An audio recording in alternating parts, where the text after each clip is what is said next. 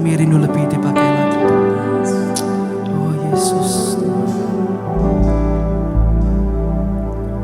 Jadikan aku bait suci-Mu yang kudus dan yang tiada tercela. Jadikan aku mezbah doa-Mu bagi keselamatan.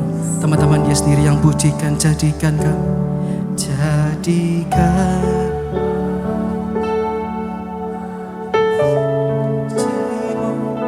yang kudus dan yang berkenan kepadamu Tuhan.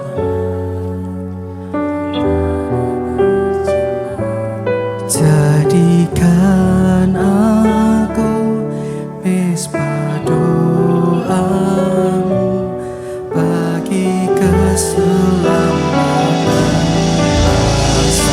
Lebih lagi katakan, jadikan aku bait suci-Mu yang kudus dan yang tiada bercela. Jadikan aku mezbah doa-Mu bagi keselamatan bangsa. Berikan tepuk tangan yang luar biasa bagi Tuhan. Bersama-sama kita mau katakan, jadikan aku bait suci-Mu yang kudus dan yang tiada bercela. Jadikan aku mezbah doa-Mu bagi keselamatan. Katakan, jadikan aku Tuhan, jadikan aku bait suci-Mu yang kudus dan yang tiada bercela. Jadikan aku mezbah doa-Mu bagi keselamatan bangsa. Bagi keselamatan bangsa, bagi keselamatan bangsaku. Haleluya, haleluya, glory, haleluya. Terima kasih Tuhan. Kiranya tangan-Mu, kasih-Mu, kuasa-Mu memberkati kami semua, anak-anak-Mu di tempat ini. Mereka yang masih muda, mereka yang punya kekuatan, mereka yang masih Tuhan mengasihi Tuhan. Kiranya Tuhan Engkau menuntun setiap jalan hidup mereka. Apa yang tidak mungkin menjadi mungkin karena Engkau beserta dengan kami semuanya. Apa yang kami kerjakan, kiranya Tuhan memberkati semuanya, memberikan hikmat, marifat, supaya mereka lebih pandai daripada yang lainnya, memberi kekuatan dan giat dan rajin, supaya mereka meraih apa yang Tuhan sediakan. Terima kasih Bapa, berilah hati yang baru dan roh yang baru, semangat yang baru, dan Roh Kudus-Mu boleh hadir di dalam hidup setiap kami di tempat ini. Terima kasih Bapa, kami siap mendengarkan firman-Mu. Segala tantangan, persoalan, masalah yang kami hadapi, kami serahkan di dalam tangan Tuhan. Biar hari ini Tuhan Kau memberi kekuatan, kemenangan kepada kami semua. Di dalam nama Tuhan Yesus, kami siap mendengarkan firman-Mu. Haleluya, amin. Shalom, silakan duduk saudara yang dikasihi Tuhan. Puji Tuhan. Gimana anak-anak muda, ada semangat gak? Masih muda itu harus ada kekuatan, semangat yang luar biasa. Kenapa? Karena kita sedang akan maju ke atas. Kita naik ke atas. Memerlukan kekuatan, semangat, energi yang banyak. Dan itulah anak-anak muda. Nah, saat ini gereja membutuhkan anak-anak muda. Dunia ini sudah berubah. Anak-anak muda sekarang kreativitasnya tinggi. Dia bisa mulai berpikir yang jauh ke depan. Teknologi. Semuanya kita lihat banyak anak-anak muda. Banyak anak-anak muda sekarang begitu luar biasa. Tetapi juga banyak yang mentalnya tidak kuat. Yang mentalnya biasa-biasa. Tetapi Tuhan ingin supaya orang-orang percaya, anak-anak muda yang percaya Tuhan, ada roh Tuhan yang membawa mereka kuat. Contohnya seperti Simpson. Dia orang biasa. Tapi ketika roh Tuhan berkuasa, wah dia mampu kuat. Pintu gerbang pun diangkat. Serigala pun ditangkap. Dua-dua ekornya dikasih obor. Mungkin dia digigit. Bisa saja. Satu serigala aja nangkap susah. Ini nangkap hidup-hidup. Gimana caranya? Yang satu ditangkap. Dua-dua ekornya diikat dikasih obor. Itu bukan cuma 2 serigala dan banyak. Sudah gak masuk akal. Tetapi kalau Tuhan bekerja, ingat, kalau Tuhan bekerja, itu sudah betul-betul tidak bisa kita perhitungkan. Kalau kita bisa memperhitungkan, itu memang kita manusia. Kita harus berhitung, kita harus berhikmat. Tetapi kita perlu ke gereja, kita perlu berdoa, kita perlu puasa, kita perlu sungguh-sungguh. Kenapa? Karena ada sesuatu yang perlu di luar kemampuan kita, yang bekerja. Kalau nggak gitu nggak mampu. Saya seperti ini saja, saya membutuhkan kekuatan, hikmat Tuhan. Sehingga saya bisa melakukan banyak hal, padahal sudah nggak mungkin mestinya. Ya bikin lagu, ya ini, ya itu, terlalu banyak. Mesti ngurus ini, kreatif ini. Tetapi saya tahu itu bukan saya. Saya bisa khotbah, bukan cuma 1, 3, 4. 1 bulan bisa 20 khotbah. Dan itu kalau bukan Tuhan tidak mungkin. Kenapa? Karena kita terus dekat Tuhan. Kalau hanya kekuatan saya, hanya pikiran saya, lelah saya ini. Khotbah 4 kali aja lelah, mesti cari materi. Kadang-kadang dengarkan khotbah orang lain, mencuri khotbah orang lain. Nah, berat. Tetap lelah. Tetapi kalau dengan Tuhan, saya percaya itu apa yang gak mungkin menjadi mungkin. Jadi saya inginkan supaya anak-anak muda di tempat ini tetaplah kuat di dalam Tuhan. Tetaplah berpikir yang bagus, tetaplah belajar, tetaplah punya skill, tetap asah itu skillnya. Tetapi jangan lupa, iman dan rohani itu harus lebih diasah daripada skill saudara. Skill itu terbatas. Kita mungkin gak mampu mencerna lagi. Contoh-contoh kita lihat orang sudah mulai muncul seperti ini. AI, ada DeepSeek.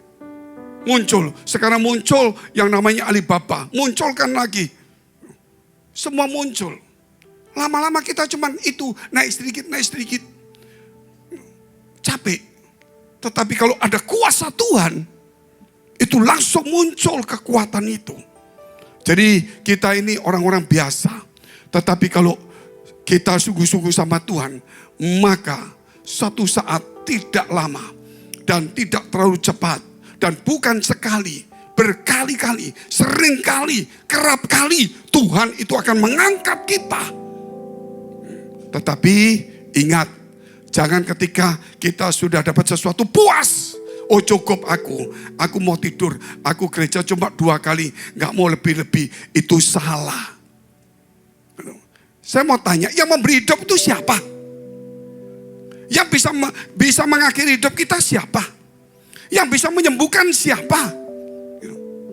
Yang bisa memberkati siapa? Ingat itu, setan itu hanya merusak terus. Tuhan itu memberkati terus. Jadi datang gereja bukan untuk mengejar berkat, untuk mengalahkan setan itu. Mengalahkan setan supaya apa? Kita mengalahkan setan supaya iman kita teguh, supaya Tuhan itu turun kepada hidup kita. Kita hanya ngelawan setannya, bukan ngelawan Tuhan. Banyak orang-orang sekarang diberkati suruh pelayanan, ngelawan Tuhan, salah. Kita mesti melawan setan. Ketika suruh melayani, malas kok untuk ini, itu setan. Mesti itu yang dilawan, bukan Tuhan yang dilawan. Itu salah. Ketika setan itu dilawan, Tuhan itu turun dalam hidup kita. Bukan berarti Tuhan tidak mampu. Tugas kita harus mengalahkan setan itu. Hawa nafsu kita. Supaya Tuhan turun dalam hidup kita. Makanya orang-orang percaya ini harus perlu diupdate. Tahu diupdate ya? Saya ini kerap kali kalau handphone ini selalu minta diupdate. Sudah baru minta diupdate. Dulu tuh ngupdate-nya tuh 4 tahun, 5 tahun belum tentu sekali. Ini sering kali minta diupdate. Gak lama saya lihat, kenapa kok minta diupdate terus? Oh, ternyata perkembangan begitu cepat sekali.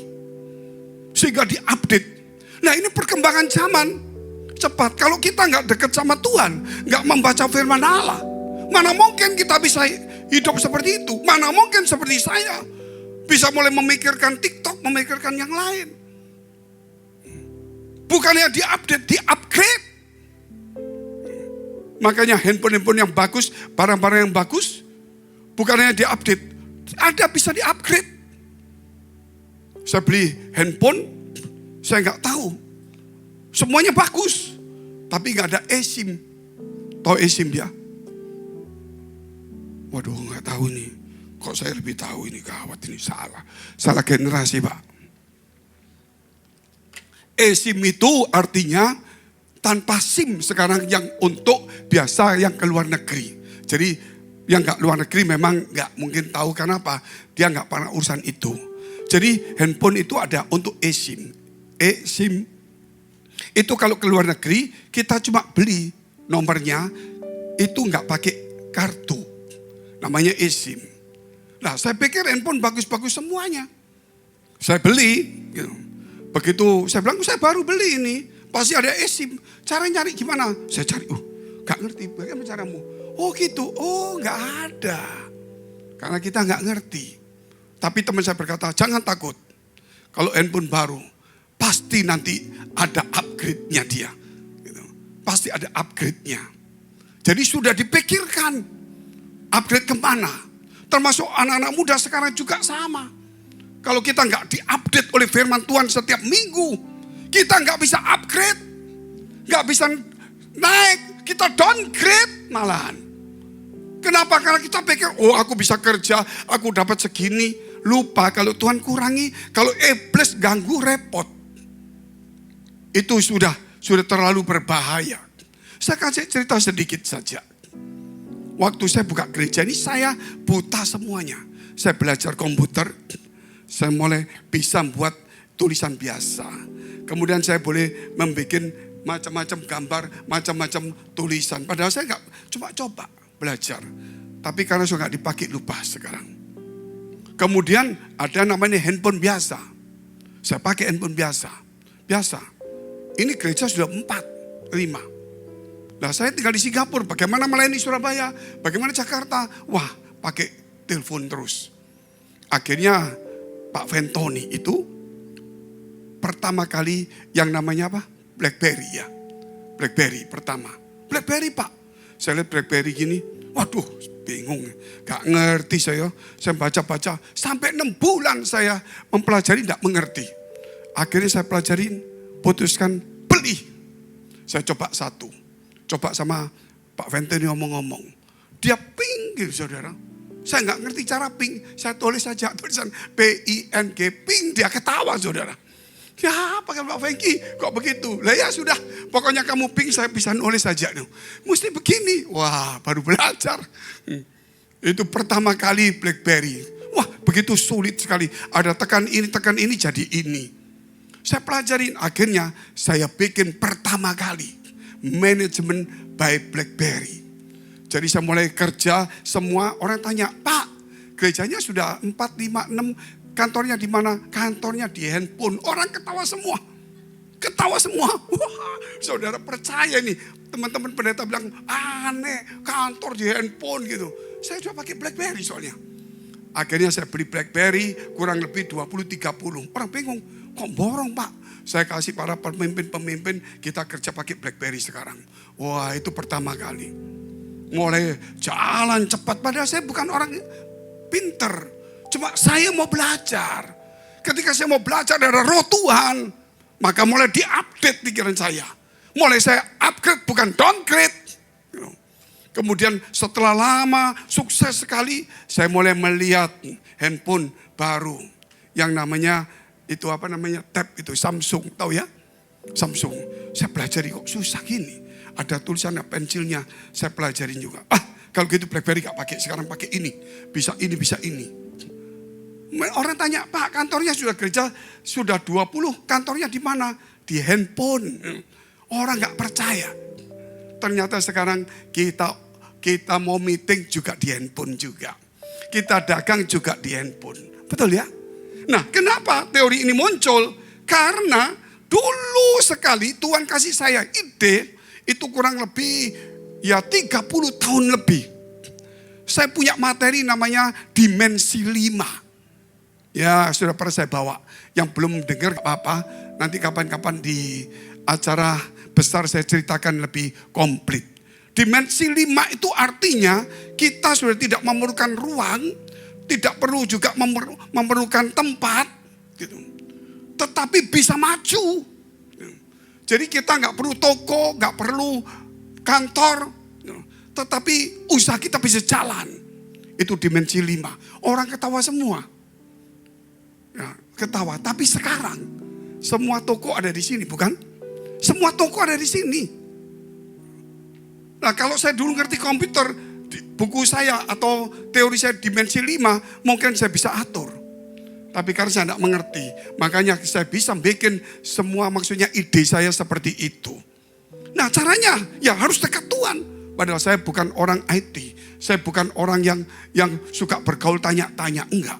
Tapi Tuhan bisa tuntun seperti itu. Ya, ada begitu banyak lah. Kalau saya cerita itu terlalu banyak. Kemudian muncul yang namanya YouTube. Ini sedikit YouTube. Saya tidak mengerti YouTube itu apa. Setelah YouTube ada TikTok. TikTok apa ya? Saya pelajarin. Baru kemudian tahun 2019 kita mulai pakai teori namanya Golden Bridge. Apa? Yaitu kita mesti pelayanan pakai media.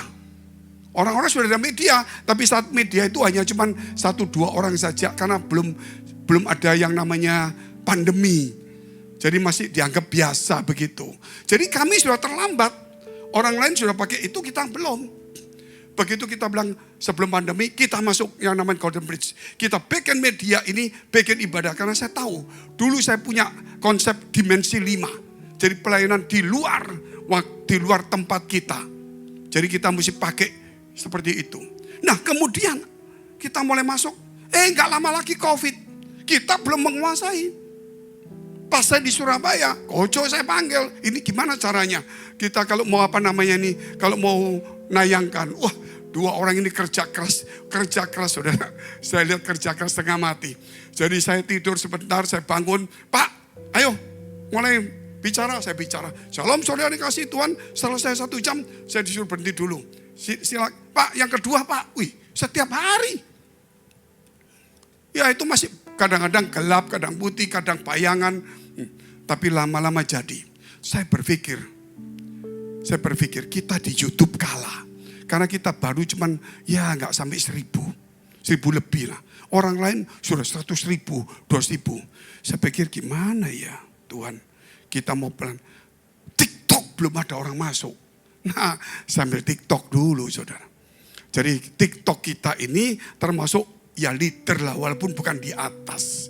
Karena kita bersamaan dengan orang lain, sehingga hari ini karena kerja keras teman-teman doa semua, kita mau semua, kita itu sudah yang menyukai itu 1,2 juta lebih. Dan yang like itu tepuk tangan dulu. Yang like itu 300.000 lebih. Dan sekarang saya ingin supaya anak-anak muda itu kita kasih wadah di tempat itu. Wadah di tempat itu Pak, untuk mengembangkan skillnya di dalam bidang rohani. Tapi bukan bidang ini rohana, saudara. Beda, maksudnya apa? Ya di sana bukan untuk yang lain-lain lah. Tetapi untuk mengeluarkan skill yang bagus, nyanyi atau apa gitu. Supaya apa? Dari situ orang tertarik, nanti saudara punya akun sendiri untuk bikin perusahaan sendiri, silakan. Tapi di gereja kita bikin untuk memang betul-betul untuk rohani. Supaya orang mengenal kita siapa. Nah kita bikin seperti itu. Tapi bukan berarti di gereja tempat dagang nggak boleh. Gereja memang cari Tuhan. Di luar Tuhan cari kita untuk memberkati kita. Di gereja kita cari, tuh kok diem semua ini. Di gereja kita cari Tuhan. Di luar Tuhan cari kita untuk memberkati kita. Nah, inilah sedikit kisah-kisah itu. Kita lihat dulu firman Tuhan. Ada 4 poin secara singkat. Amsal 22 ayat 1 sampai dengan ayat 2 terlebih dahulu. Nama baik lebih berharga daripada kekayaan besar. Makanya di gereja diajarin untuk karakter Kristus. Karena apa? Karena nama baik lebih berharga daripada kekayaan besar. Bukan kekayaan besar. Yang dikejar anak-anak muda kan kekayaan. Tapi yang Tuhan mau angkat orang yang punya nama baik. Makanya di gereja ini tidak ngajar supaya saudara kaya. Walaupun itu ada. Tapi dia ajar supaya punya karakter yang baik. Yang rajin cari Tuhan, militan. Jadi jangan bosan. Orang yang bosan dengar suara Tuhan. Begitu saya ingatkan. Bahaya. Karena waktu ke depan tidak ada yang tahu. Hanya Tuhan yang punya. Terus dikasihi orang lebih baik daripada perak dan emas. Dikasih orang lebih baik daripada perak dan emas. Kalau orang mengasihi kita karena kita punya nama baik, itu lebih hebat dari yang lain. Tapi kalau nama kita buruk, orang gak suka dengan kita. Oleh karena itu di gereja diajari punya karakter Kristus. Rajin, rendah hati, ramah, disiplin. Sungguh-sungguh cari Tuhan. Ada 28, cukup 5 dulu. Ya. Ramah, disiplin, rajin, rendah hati. Sungguh-sungguh cari Tuhan. Coba ulangi. Ramah, disiplin, rajin, rendah hati. Sungguh-sungguh cari. Sekali lagi. Ramah, disiplin, rajin, rendah hati. Itu dulu. Orang ramah, orang senang. Kalau ramah itu orang senang semuanya.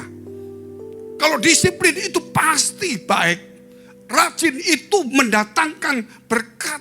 Orang yang malas itu akan hilang. Tapi orang rajin itu firman. Orang yang rendah hati akan diberkati Tuhan. Orang yang cari Tuhan, Tuhan akan angkat dia. Hidup ini gak ada yang tahu ke depan. Tapi Tuhan tahu ke depan kita. Yang kedua. Saudara pada tahu ayat kedua ini. Orang kaya dan orang miskin bertemu. Yang membuat mereka semua ialah. Yang membuat mereka ialah. Tuhan berdaulat. Jadi mau apa? Mau kaya. Cari Tuhan, bukan cari kekayaan. Tuhan berdaulat, makanya Tuhan ingin supaya kita punya nama baik.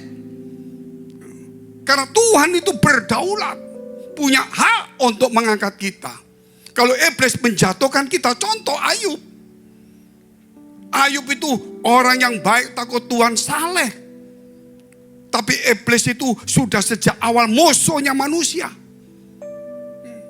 Dia berkata kepada Tuhan, ya karena Engkau lindungi, makanya dia baik. Coba bebas. Adil, lepaskan perlindunganmu. Kita fair sama Ayub. Saya coba bisa enggak? Dia memuji kamu, silakan. Yang penting kamu jangan ganggu, jangan ambil jiwanya, rohnya. Ya, Ayub digoncang. Anaknya, bisnisnya, istrinya, tubuhnya dihancurkan. Kenapa? Iblis itu menghancurkan. Tapi kemudian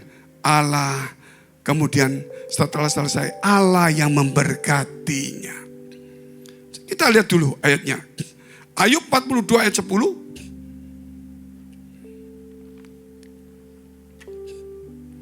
Lalu Tuhan memulihkan keadaan Ayub setelah ia meminta doa untuk sahabat-sahabatnya. Jadi rohani itu ada hubungan. dengan berkat. Dan Tuhan memberikan kepada Ayub 2 kali lipat dari segala kepunyaannya dahulu. Tuhan itu sering memberkati. Jadi nggak usah mengejar berkat. Kejar Tuhan karena Tuhan itu senang memberkati orang. Senang memberkati orang. Senang memberi, senang memberkati. Jadi carilah Tuhan, bukan cari berkatnya. Tapi iblis itu selalu menghancurkan. Contohnya di luar konteks, kita lihat Kejadian 3 ayat 15. Ya, pelan-pelan. Kejadian 3 ayat 15. Kita lihat kenapa iblis kok seperti itu. Kata Tuhan, aku Tuhan akan mengadakan permusuhan. Itu firman-Nya, permusuhan antara engkau dan perempuan ini, antara ular dan perempuan manusia. Antara keturunanmu ular dan keturunan perempuan itu. Keturunannya akan meremukkan kepalamu ular, keturunan perempuan, dan engkau akan menemukan tumitnya. Yesus disalibkan, tapi kuasa maut dikalahkan. Keturunan iblis itu, Herodes ingin membunuh Yesus. Tapi keturunan dari perempuan itu beda. Sebab itu ada permusuhan abadi. Karena firman Allah. Jadi permusuhan abadi itu, iblis itu selalu mengincar, ingin menjatuhkan, mengganggu, memfitnah, merusak. Tetapi Tuhan selalu senang untuk memberkati. Kalau saudara lihat center kelas itu, ceritanya, wah memberi. Tuhan itu lebih. Amin. Tapi hidup kok saya susah, dilatih. Kok saya dirugikan, keliru karena dagingmu. Karena iblis mencoba mengganggu. Tapi kalau lebih dekat kepada Tuhan, dia senang memberi dan memberkati. Bukan berarti cari berkat, bukan. Itu bedanya jelas. Jadi orang-orang percaya kita harus seperti itu. Nggak boleh maju mundur. Hal yang kedua kita lihat. Takut Tuhan dan keberhasilan hidup. Kita lihat dulu. Amsal 22 ayat 3 sampai dengan 5.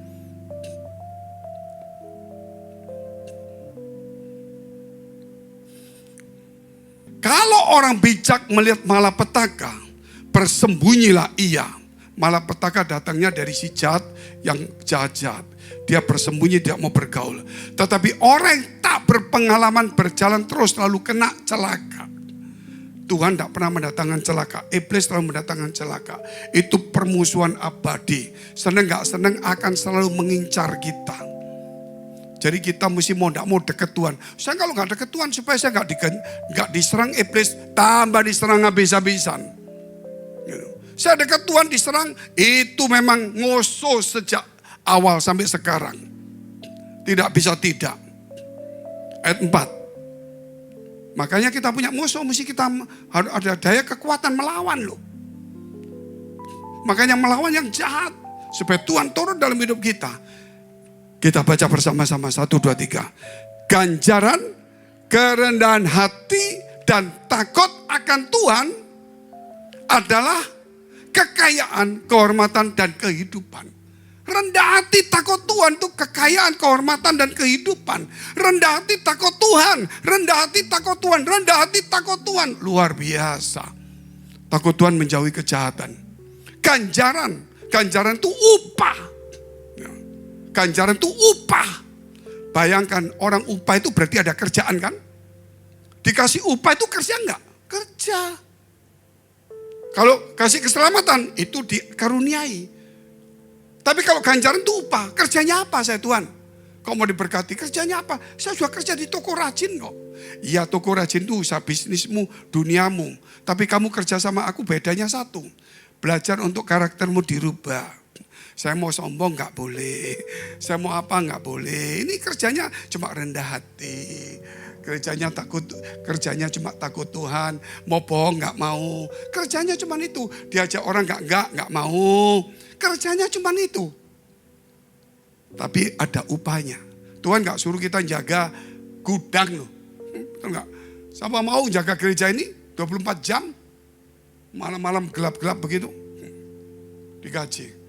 Kerjanya sama Tuhan tuh karakter kita yang harus kita rubah. Mau sombong gak boleh. Ya. mau bahasanya judes itu bahasa Indonesia ini apa ya?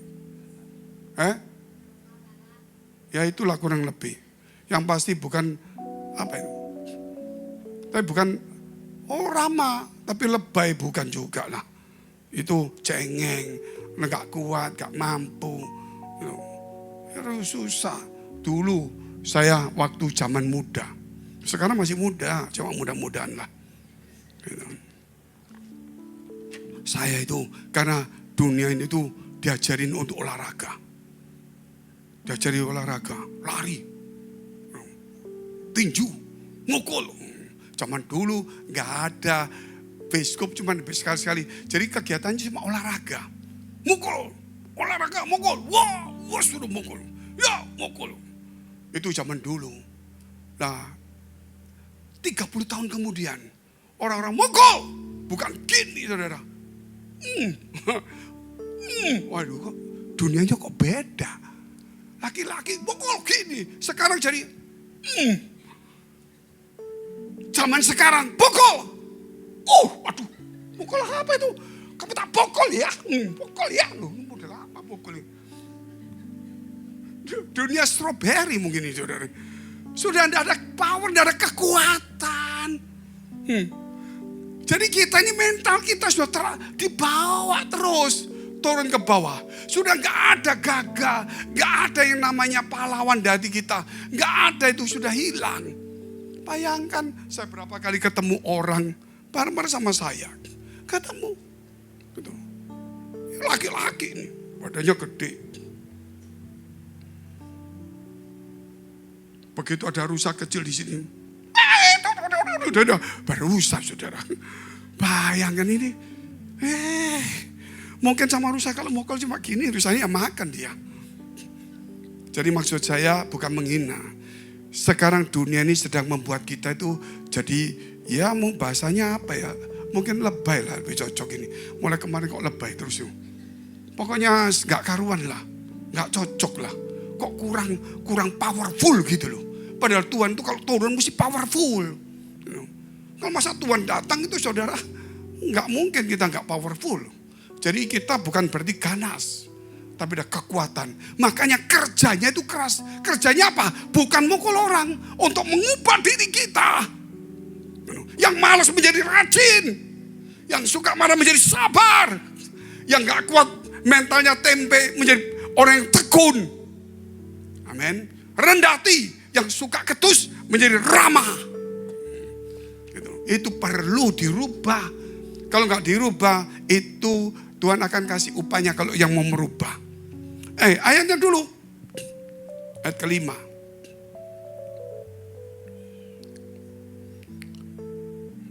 Duri dan perangkap ada di jalan orang yang serong hatinya. Siapa ingin memelihara diri menjauhi orang itu. Jadi duri dan perangkap itu ada di jalan orang yang serong hatinya. Orang yang suci hatinya. Itu jalannya lurus. Orang serong itu banyak duri, banyak perangkap. Itu ya itulah hal yang baik. Makanya kalau takut Tuhan itu ada keberhasilan hidup.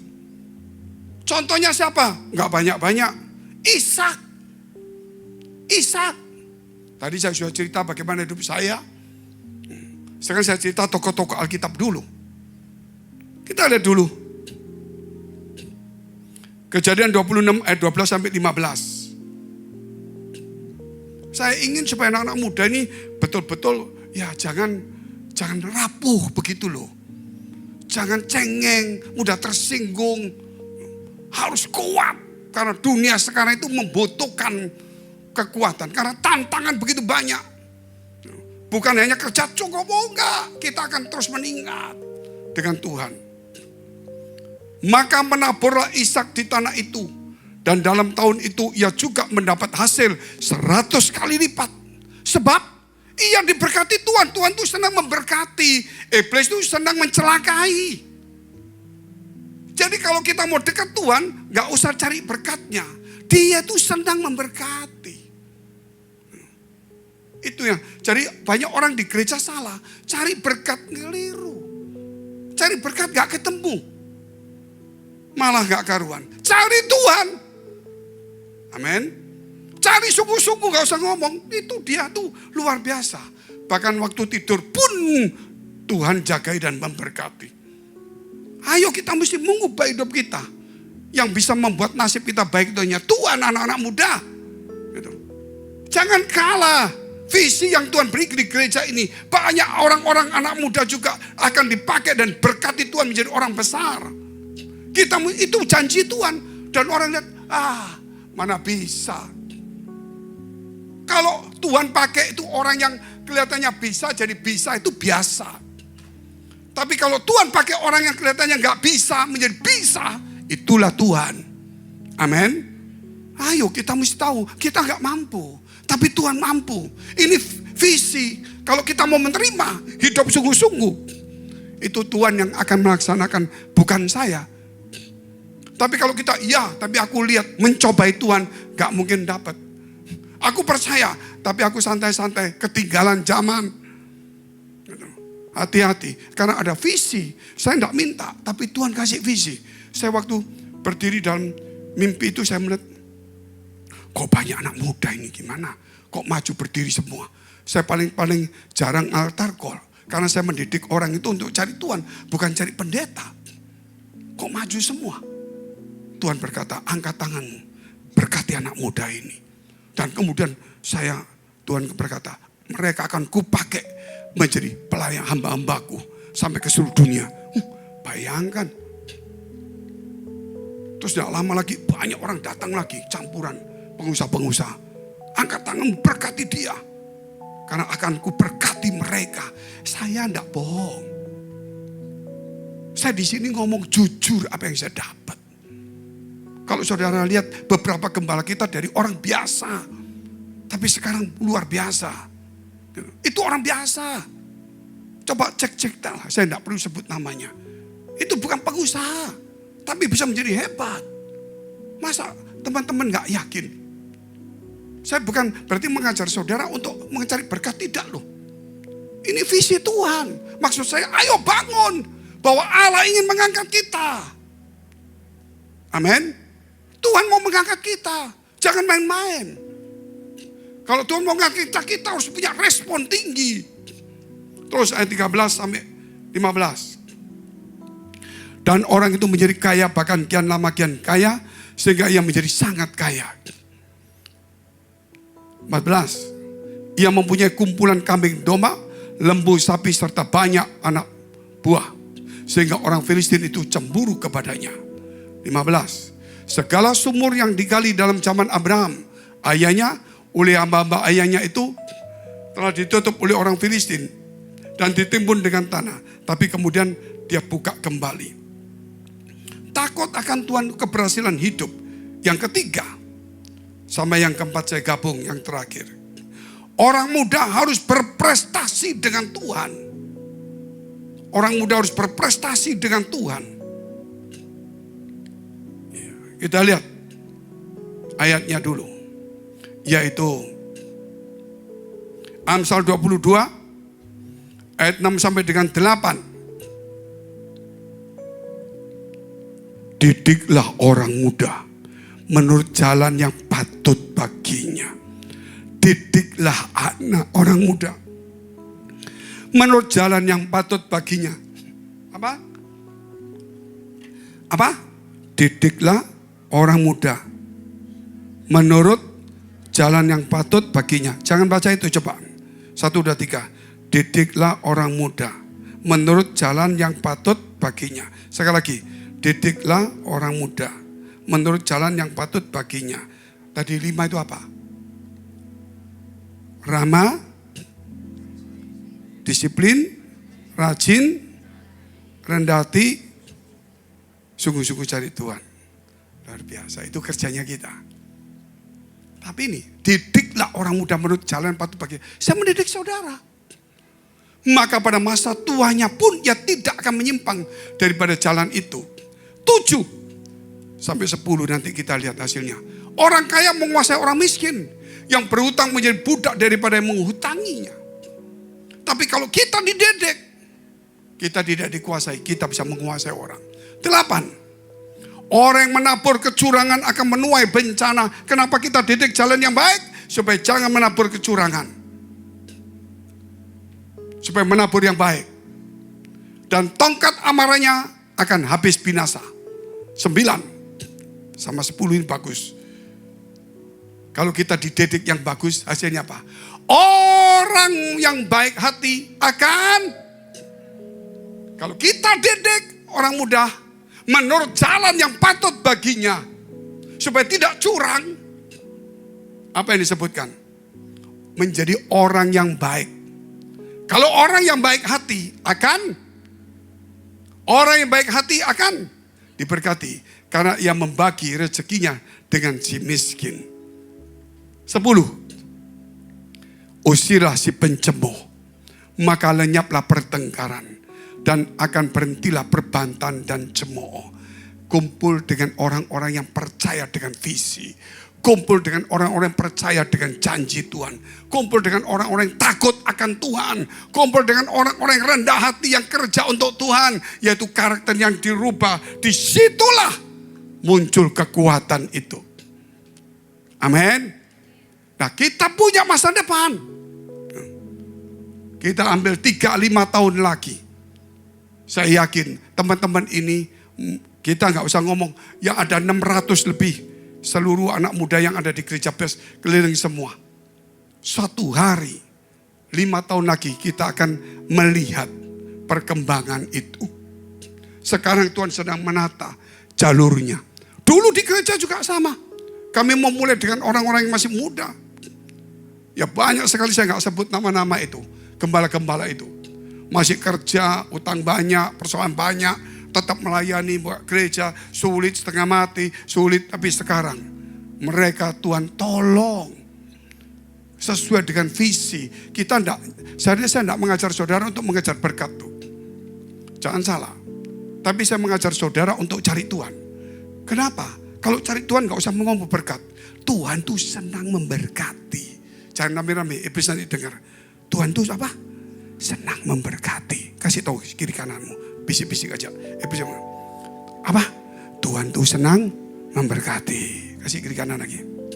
Tuhan itu, nah, kita bagi berdiri, kita mau berdoa. Tepuk tangan dulu untuk Tuhan yang luar biasa. Tuhan, Kau memberkati kami semua di tempat ini. Tidak satupun anak muda yang tidak dijamah. Tidak satupun anak muda yang akan Engkau lupakan. Tidak satupun anak muda yang Kau buang. Tuhan, semua anak-anak muda yang mau dididik menurut jalan yang patut baginya. Mereka yang menjadi baik hati. Orang yang takut akan Tuhan. Orang yang menjaga nama baiknya.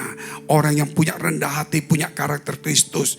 Tuhan, kami yakin Engkau sedang mengangkat mereka untuk menunjukkan kepada dunia siapakah Tuhan itu. Siapakah yang berdaulat di dunia ini. Siapakah yang bisa mengangkat orang yang tidak punya apa-apa menjadi sesuatu yang hebat. Karena Engkau yang berdaulat. Orang kaya dan miskin bertemu. Tapi Engkaulah yang menentukannya. Kau memberkati kami semua di tempat ini. Kau menyucikan kami semua di tempat ini. Bakar semua anak-anak muda di tempat ini. Mereka bukan lihat hari ini. Mereka punya pengharapan. Sehingga mereka menjaga hati mereka. Mereka sungguh-sungguh cari Tuhan. Tidak iri dengan orang yang cepat jadi. Tapi belum tentu dari Tuhan. Tapi kami pasti jadi sesuai janji Tuhan. Di dalam nama Tuhan Yesus, kami memberkati semua anak muda ini. Supaya punya skill dan mau diupdate dan menjadi di-upgrade. Bukan downgrade.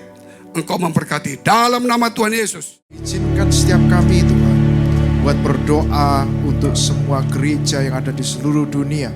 Buat para hamba Tuhan sampai kepada semua jemaatnya. Kiranya Tuhan memberkati mereka semua supaya mereka menjadi berkat dan berdampak. Sehingga gereja di seluruh dunia dipenuhi oleh jemaat yang mencari Tuhan dengan tulus dan takut. Buat semua hamba Tuhan dan gereja bersatu, rukun dan tidak terpecah-pecah. Supaya dunia percaya Yesus adalah Tuhan bagi kemuliaan Allah Bapa.